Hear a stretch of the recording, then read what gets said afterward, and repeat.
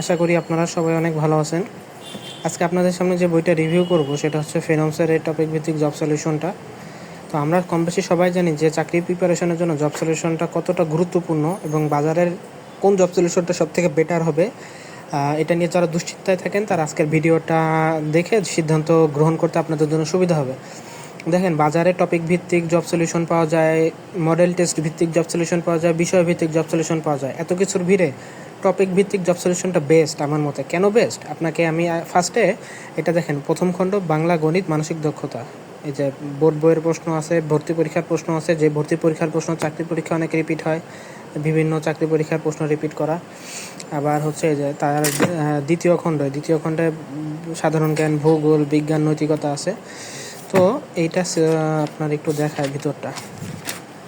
এই যে সূচিপত্রটা, এই যে সূচিপত্র এই পাশেও আছে, আবার এদিকেও আছে। আপনি একটু ভিডিও পজ করে সুবিধা মতো দেখে নিন, ঠিক আছে? এটা টপিক ভিত্তিক, এটা দ্বিতীয় খণ্ডের সূচিপত্র একটু দেখায় যে আন্তর্জাতিক। ডান সাইডে যেটা না, এটা বিশেষ সিলেবাস ভিত্তিক, বাম সাইডেরটা হচ্ছে আপনার, এটা হচ্ছে যে নর্মাল সিলেবাস আর কি, ঠিক আছে? এটা টপিক ভিত্তিক। এটা কেন বেস্ট আমি আপনাদেরকে উদাহরণ দিই। মনে করেন আমি এই অগ্রদূত বিষয়ভিত্তিক বাংলা থেকে আমি সমাজ টপিকটা আজকে পড়লাম, ঠিক আছে?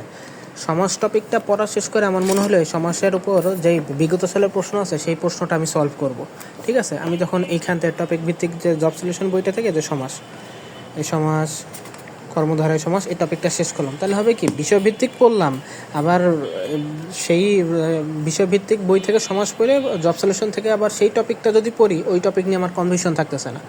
এই সুবিধাটা না আপনি পাবেন না, অন্যান্য জব সলিউশনও পাবেন না, একমাত্র টপিক ভিত্তিকে পাবেন। আর এই ফিনমসে এত পরিমাণে প্রশ্ন দেওয়া, এটা আপনার জন্য খুবই হ্যান্ডি একটা মানে জব সলিউশন হবে প্রিপারেশনের ক্ষেত্রে। আমার মতে এটাই বেস্ট বাজারের, আমার ব্যক্তিগত ধারণা। এখানে দেখেন, এই যে অঙ্কের সেকশনে পাঠ্য বইয়ের গণিত, এখানে যে বোর্ড বইয়ের অঙ্ক, গণিত নবম দশম শ্রেণী, এই যে নবম দশম শ্রেণীর পাঠ্য বইয়ের অঙ্কটাও হচ্ছে এখানে অ্যাড করা, এই যে পাঠ্য বইয়ের অঙ্কও অ্যাড করা, দেখছেন? আচ্ছা, এই বই থেকে আপনাদের ছোট্ট একটা জিনিস দেখাই। মনে করেন আমি ফিল করলাম যে বাংলাদেশ কম্পিউটার বা ওই যে মাইক্রো প্রসেসর, মাইক্রো কম্পিউটার, এই টপিকটা আমার ব্যাংকের জন্য গুরুত্বপূর্ণ। আমি এই গুরুত্বপূর্ণ টপিকটা পড়ে যে, আর এটা কম গুরুত্বপূর্ণ, তখন এই টপিকটা আমি এড়াই যেতে পারবো, ঠিক আছে?